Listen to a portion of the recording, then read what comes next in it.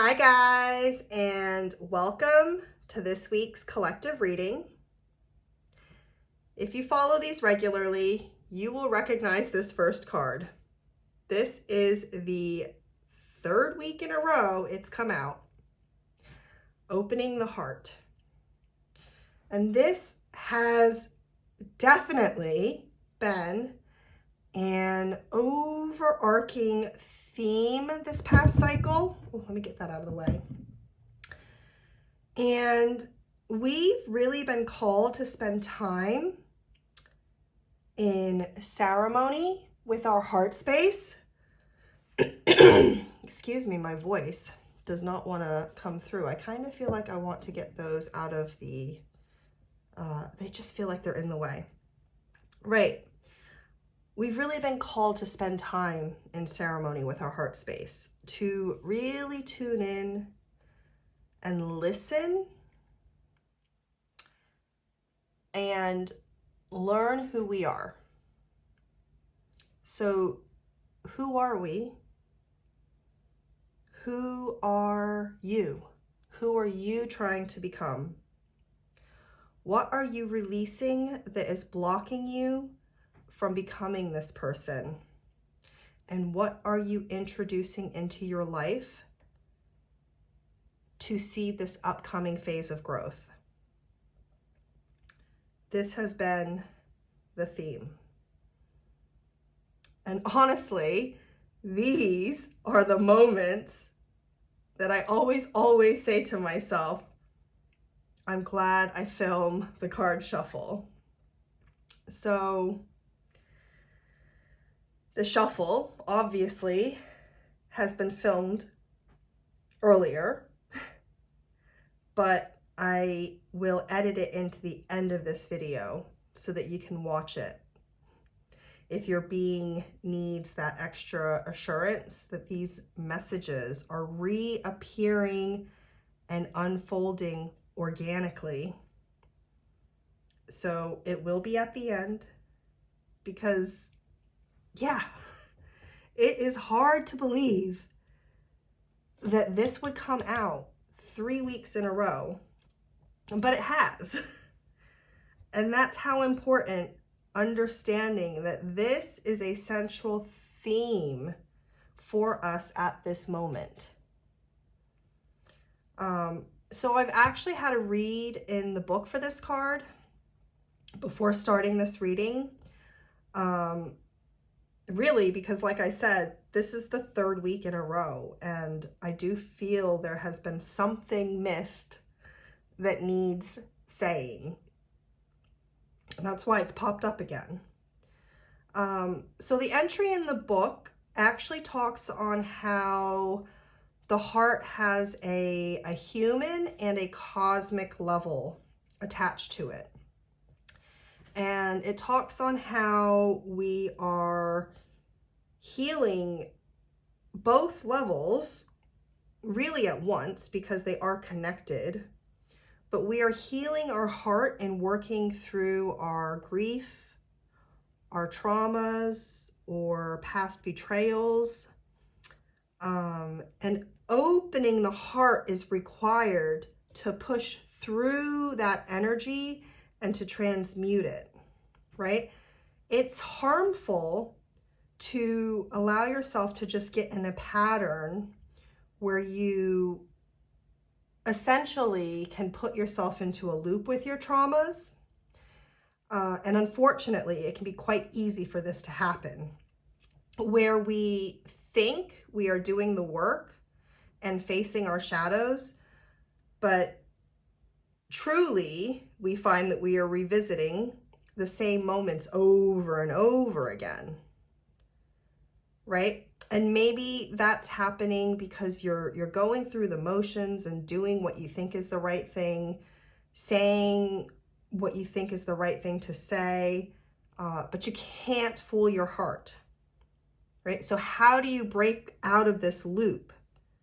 You need to be able to actually sit with the emotion, your grief, trauma.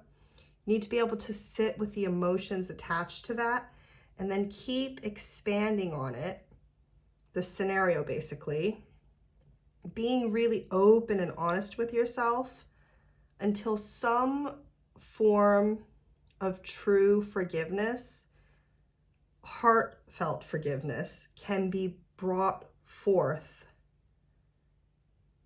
to transmute that energy out of your energy body and to carry it away.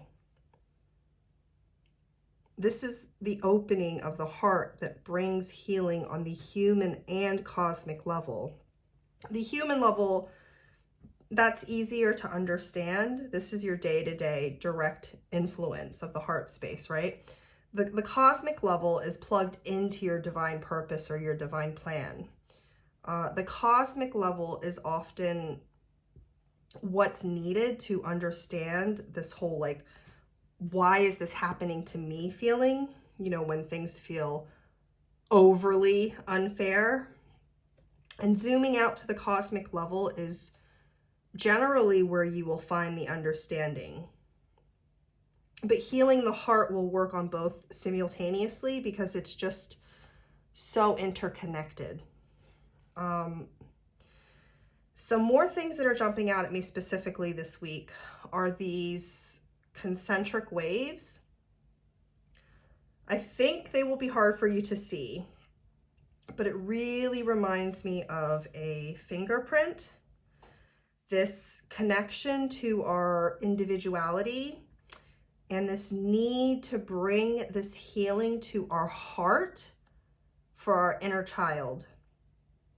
Because it's often the inner child healing work that is most needed to embrace our individuality or our like our higher aspect of our ego.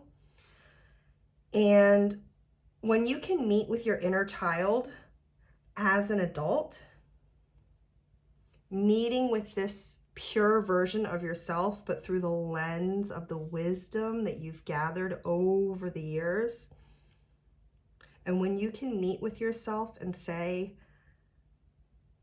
I love you so much that I fought my deepest battles for you. And then you can mean it, right? This is the opening of the heart, right? And these concentric waves that bring me the fingerprint are also showing me the space of the Vesica Pisces, right? This is the birth portal, literally with the man and the woman on each side of it. And this is your ability to birth whatever you're trying to create that is in alignment with your development of self. This is you having the craziest idea and being able to run with it. Because it supports your soul's development. But we have got a lot of reversals connected to this card. So let's take some time to talk about this. We've also got a lot of threes today. So this is the third time we're getting this card. And today is 3/3, right? March the 3rd. And this is card number 3. This card's technically card number 13. Well, I mean, it is card number 13. 13 reduces to a 4, but 13 will carry the energy of 1 and 3 as well. So 3, 3, 3. And like I said, today is 3/3, March 3rd. And this is the third time we've got this card showing up. And actually, that Vesica Pisces portal energy that I was just talking about, the Vesica Pisces in sacred geometry, it births the 3rd so that you get the Holy Trinity. But anyway, let's talk about motherwort and strength. And I love this, as this card is clearly tied to the womb space, this creative energy center, but we also get the tie to the heart being so open, as her heart space literally has an opening. And motherwort, its botanical name is, I'll probably say it wrong, but it's Leonurus cardiacus, and it translates to lion-hearted. And strength, which is the message at the bottom of this card, strength and fortitude have been another theme in our readings for a while now. I don't really remember when that started. I feel like it's been at least the past month, if not longer. And having the message of strength connected to this womb and the open heart energy, this is all about having the strength and perseverance to show up in the world as who you really are. This is wearing no masks, right? This is the strength to think up ideas and speak them into existence, irregardless of how you believe others will react. And it doesn't mean having no fear. Strength absolutely can come with fear, but strength is doing it anyway, right? Because you've met with your inner child and said, I'm worth it.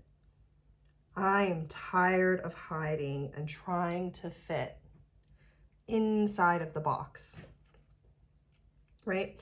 And traditionally, motherwort has been used to work with emotions like grief and sadness and anxiety. So this can support this opening the heart process, which is why in this card, this wise grandmother energy is so calm and centered with this wide open heart. Obviously, if you have any inclination to work with motherwort, do your due diligence and research and learn about it beforehand. But it is a beautiful energy to tap into in support of this opening of the heart and learning who you are. And I think motherwort specifically takes you to that next step of, I know who I am. Now let me do something about it, right?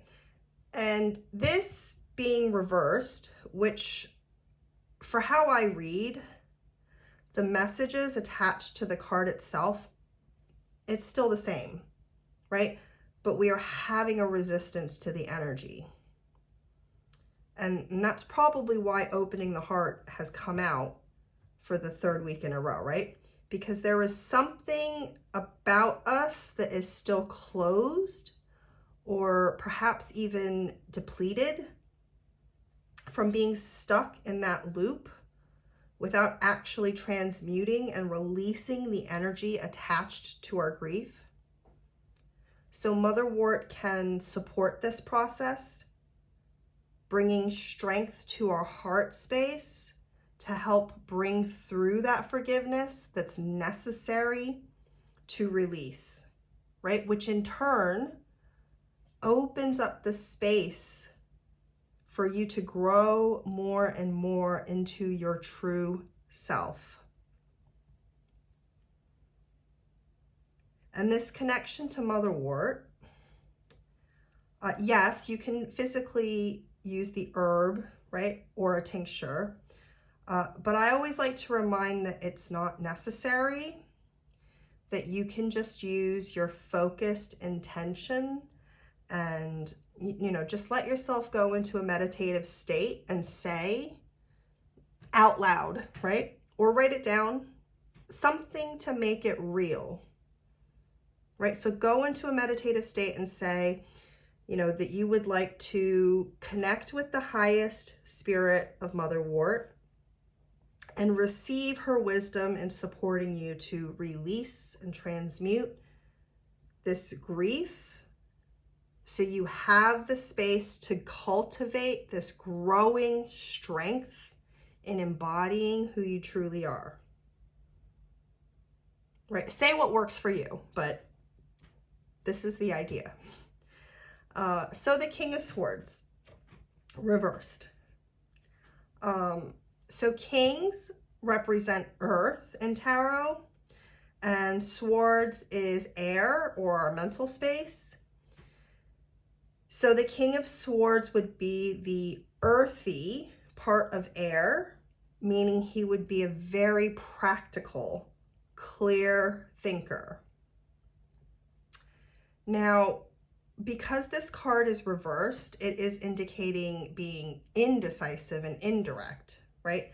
Not having clarity in how you are moving forward. And because this is attached to the opening, the heart card, I'm really seeing this as the masculine energy being the weaker link. And there is a need to work on developing our masculine energies to bring our divine masculine into balance. And in the Suit of Swords, this is giving me the message that maybe you do actually know what you want and what you are trying to create, but you aren't able to imagine yourself in that place. Another view could be that you talk so much about what you are wanting to create that it almost releases some of the passion. It's kind of like if you tell a story one time and you're like really into it, and then you go to tell the story to someone else, the same story, and you start to lose a bit of that excitement in each resharing of the story, right? Because you can use that excitement and passion and you can feed it into your project or whatever it is you're trying to create. But if you're just talking about it, and each time you talk about it, you release some of that joy, you know, after you've shared for the umpteenth time, you almost get tired of hearing it yourself. So you don't even want to tell it anymore, right? You can lose some of that traction in the oversharing, right? When you allow yourself to be more excited by the idea than the actual outcome. This is when you put more effort into the thought process than in the doing. That would be the King of Swords reversed. And it's not about not being allowed to share your ideas with friends. This is really learning the lesson and finding the balance between the thinking and the doing. So if you are sharing verbally, make sure you're putting action behind your words as well, right? So that you can bring your ideas into reality. Make sure you are putting actual, real, tangible work into your creations and putting them into practice rather than keeping them in the mental loop. There is a lot of this breaking out of cycles or looping energy that's coming up in this reading, right? This need to get off the hamster wheel and upgrade to the next level. So next we've got Three of Pentacles, which the card itself carries such a beautiful energy of progress with personal plans. This is celebration in this card. This is collaboration and celebrating successes birthed in coming together. It's reversed though. So we're looking more at the energy being stagnated by a controlling nature that finds it hard to collaborate. So maybe you feel like you have to do everything yourself because if you put it into someone else's hands, they would just do it wrong. And this is stagnating your energy. And I think it's always so important to say that for this card to come up, this needs to be available to you right now as well, right? Because the energy of this card is present irregardless of how it shows up in your life right now. You're on one end of the spectrum, right? But all you have to do is follow it down to the other side to flip the energy. So this energy is available to you. You're just over here right now. So how can you release control? How can you work with those around you to birth your ideas? And this is that 3 energy. And actually, that Aquarius energy of working with your community, show up in the King of Swords, right? Because this card is associated with Aquarius. So there is this real energy of collaboration coming through in this reading as well. I mean, it's quite clearly depicted in Opening the Heart with the male and the female opposite each other, right? Coming together though in harmony as we heal our heart space and birth through the creations, right? In alignment with our soul's purpose. And this is healing the inner child.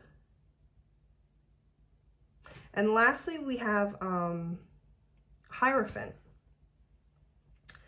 And it's funny because the Hierophant carries this message that's actually been coming through really strong for me this past week. So the Hierophant works with established traditions, organization, tried and true approaches. And he shows up as a catalyst for when we are ready to expand our awareness and bring through higher learning. This is like how I was saying earlier that we need to get off of this wheel, right? That we're stuck in this loop. And we need to get out of these loops of behavior or, you know, this revisiting of the same trauma without bringing healing. The Hierophant brings in this energy. I'm really having trouble with my throat chakra today. I don't know why. The Hierophant, though, he brings in this energy to support our paradigm shift, right? So we can step off the wheel so that we can shift up or expand out. So the message that's been showing up for me personally this past week is this need for like organization, using these systems that already exist, that are tried and true to support us. This could be an educational pursuit for some of us. It could be a structuring for the system you will follow to bring your ideas to fruition. And the Hierophant brings in this understanding that to create from chaos, we need to introduce order because it's necessary to create matter, right? So whatever it is you are trying to grow into or create for yourself, a system needs to be put into place to ensure you aren't getting stuck in this reversed King of Swords energy, right? Making him put action behind his words so we can spin this energy around and ground this airy king back into earth where he belongs, right? Bridging his ideas into reality. Right, so that is this week's reading. I'm thinking by next week, as we approach the new moon, we'll be ready to plant our seeds of intention. As we've really worked on this opening of our heart space in this shedding phase. And I do feel like there's this big shift occurring, right? With this heart opening energy and the Hierophant, where we are looking at a lot of newness coming through for us in the spring, and abundant growth through the summer that will lead to a bountiful harvest in the fall. I know it's not always roses in saying this, but I do actually feel collectively that there is this momentous shift we are undergoing, which is why these very last days of winter have us doing some deep release work so that we can really enter the spring in a fresh state of being. Just remember, if you have been here 3 weeks in a row, then take this opening the heart card seriously, because this is the third time it's being presented to you. And think of how this is all applying to you in your life right now. And if you are prepared to do the work, this is big work that you are doing for yourself. And that's it. I am wishing you all the best. Bye, guys.